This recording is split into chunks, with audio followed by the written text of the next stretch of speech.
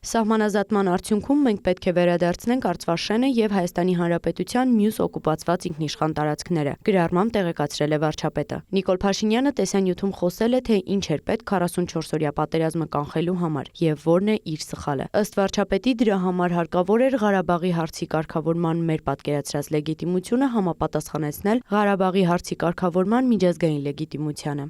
Դա գործնականում անհնար էր, ինչու, որովհետև 90-ականների սկզբից Ղարաբաղի հարցի կարգավորման մեր պատկերացրած լեգիտիմությունը եւ Ղարաբաղի հարցի կարգավորման միջազգային հանրության պատկերացրած լեգիտիմությունը ես ուղեծրով իրարից հեռացել էին եւ ճեղքեր առաջացել այդ պատկերացումների միջև եւ այդ պատկերացումները համապատասխանեցնելը եթե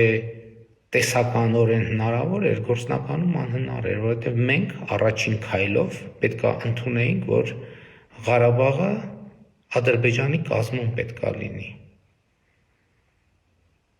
Ուրիշ որևէ տարբերակ չկար, պարզապես չկար։ Եթե մենք կարծում ենք, որ մենք դա կարող էինք անել 18-19 թվականներին, ուրեմն այո, դա իմ սխալն է, որ ես դա չեմ արել։ Վարչապետը անդրադարձել է նաև հարցին, թե ինչպես են պատրաստվում կառավարել մեր երկրի անվտանգային սպառնալիքները, հատկապես այն դեպքում, երբ խաղաղության հայտարարությունների արանքում հնչում են հայտարարություններ, որոնք չեն բխում հաստատված խաղաղության տրամաբանությունից։ Իմ պատասխանը այս հարցին, սիրելի հայրենակիցներ, էլի նույնն է՝ լեգիտիմություն։ Եվ հիմա փորձեմ կարճ բացատրել, թե ինչու եւ ինչ է լեգիտիմություն։ Լեգիտիմությունը մեր միջազգայինորեն ճանաչված 29743 քառակուսի կիլոմետր Հայաստանի Հանրապետության ինքնիշխան տարածքի վրա հիմնված քաղաքականությունների վարումն է։ Եվ այդ լեգիտիմությունը մեզ թույլ է տալու երկու բան։ Առաջինը, որ մենք ի տարբերություն նախկինի որևէ սահմանափակում չունենանք աշխարհի որևէ գործընկերոջ հետ որևէ տեսակի ռազմատեխնիկական համագործակցություն սահմանելու եւ աշխատելու, նկատի ունենք զենք զինամթերք ձեռք բերելու ըստ անհրաժեշտության։ Ինչը այսօր գործնականում տեղի է ունեցել։ Մեր իրական Հայաստանի գաղափարախոսության շնորհիվ երկրները հերթով մեզ հետ սպառազինության եւ ռազմական տեխնիկայի շուրջ համագործակցության սահմանափակումները հերթով հանում են։ Եվ բայց այս ամեն ինչը պատերազմի համար չի պետք, այս ամեն ինչը խաղաղության համար է պետք, որովհետեւ լեգիտիմությունը մեր բոլոր դիրքորոշումների եւ մեր բոլոր քաղաքականությունների հիմնվելը մեր ինքնիշխան եւ լեգիտիմ իրավունքների վրա ուրիշներին սահմանափակումը բոլոր դեպքերում եւ մեր հնարավորությունները մեծացնում է բոլոր դեպքերում եւ հետեւաբար լեգիտիմություն սա է այն առանցքային գործոնը, որը պետք է ապահովի մեր անվտանգությունը, տարածքային ամբողջականությունը եւ ինքնաշխանությունը երկարաժամկետ կտրվածքով։ Այդ թվում նաեւ այս լեգիտիմության հիմքի վրա մենք կարող ենք զարգացնել մեր բանակը, ձեռք բերել սպառազինություն,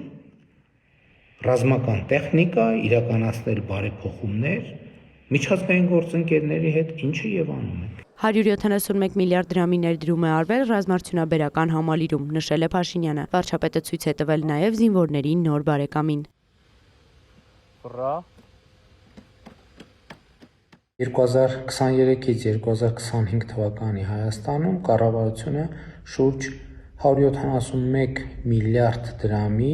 ներդրում է արել Հայաստանի Հանրապետության ռազմարդյունաբերական համալիրում։ Դա շուրջ 450 միլիոն դոլար է։ Վարչապետ Փաշինյանը Facebook-յան գրառումներով անդրադարձել է նաև Սերժ Սարգսյանի արած մի քանի հայտարարության։ Նա ասել է, թե չի հասկանում, թե ինչպես էր հնարավոր 44-օրյա պատերազմի հենց առաջին ժամերին կորցնել հակաօդային պաշտպանության միջոցների կեսը։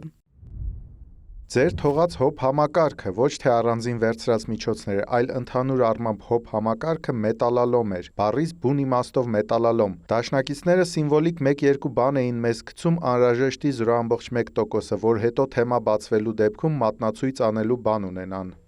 Ոչ դաշնակիցներն էլ ըստ վարչապետի մատնացույց էին անում երկու հանգամանք՝ Հայաստանի ՀԱՊԿ անդամ լինելը եւ այն, որ տրամադրվող միջոցները կարող էին տեղակայվել Հայաստանի Հանրապետության ինքնիշխան տարածք չհանդիսացող տարածքներում։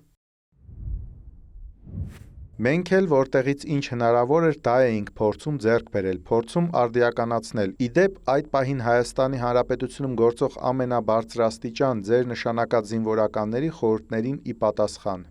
Բանակցային գործընթացին անդրադառնալով պետության ղեկավարը նշել է, բանակցային պատմության ներառյալ 2019-ի առանցքային թղթերը մինչև տարվա վերջ հրապարակելու է։ Վարչապետը շարունակել է. Սերժ Սարգսյանը փորձել է տպավորություն ստեղծել, թե 2018-2020 թվականների ընթացքում բանակը կազմաքանդել են։ Դրա համար էլ եղել է այն, ինչ եղել է։ Փաշինյանը մեջբերել է Սարգսյանի որպես վարչապետի թեկնածու 2018-ին ազգային ժողովի ամբիոնից արած հայտարարությունից մի հատված, որում նա նշել է. պետք է ամենամեծ ուշադրությունը դարձնեն զինված ուժերի բարեփոխմանը, նոր սպառազինությունների ձեռքբերմանը, զինվորի ու սպայի ոգին բարձր պահելուն, առօրյայում նրա կենցաղային խնդիրները լուծելուն։ Եթե 2020 թվականից հետո բանակի մասին ասածներիդ թեկուզ մի փոքր մասը ճիշտ էր, դու 2018-ին ուրիշ բան պիտի ասեիր։ Պիտի ասեիր. մենք շատ երկար ժամանակ ամենամեծ ուշադրությունն ենք դարձրել մեր զինված ուժերի բարեփոխմանը, նոր սպառազինությունների ձեռքբերմանը, սեփական սպառազինությունների արտադրելուն եւ որ ամենակարևորն է հայկական զինվորի ու սպայի ոգին միշտ բարձր պահելու, առօրյայում նրա կենցաղային խնդիրները լուծելու եւ ապագայի նկատմամբ որևէ իրադարձության պայմաններում նրանց վստահությունը ամրապնդելուն։ Ինչու այդպես չես ասել, որովհետեւ իմացել ես, որ բանակի փոխարեն Բաքից շլանգով բենզին ու սալարկա քաշելու համակարգ ունես 2018 թվականի դրությամբ եւ ոչ թե բանակ։ Լավ, բանավեճի չեք գալիս, գրել է վարչապետը։ Նախկին 3 նախագահներին առաջարկել ցույց տալ բանակի վերջին տարիների սպառազինության եւ տեխնիկայի ձեռքբերումները, կատարված ինժեներական աշխատանքները, զինվորների աշխատավարձերը։ Հավելել, որ քաղաքացիների ցանկացած 50 հոգանոց խմբի եւս կոնֆիդենցիալության պայմանների պահպանմամբ պատրաստ են ցույց տալ վերջին տարիների ձեռքբերումները։ Էմմա Վարդանյան, լուրեր։